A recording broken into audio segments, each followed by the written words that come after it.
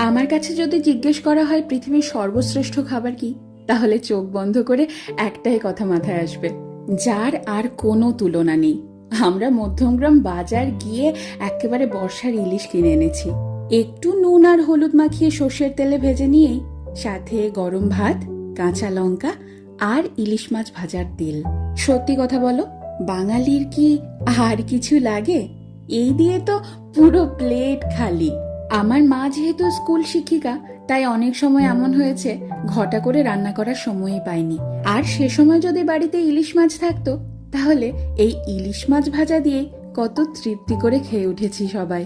আমার এই বাড়িতে বাবা মা এসেছে, আর সেই তৃপ্তি করে খাওয়ানোর সুযোগটা এবার আমি পেয়েছি। আমার খাদ্য রসিক বাবা গরম গরম ভাত আর ইলিশ মাছ ভাজা নিয়ে বসে পড়েছে। দেখো কত মজা করে খাচ্ছে, দেখেও যেন তৃপ্তি আসছে আমার।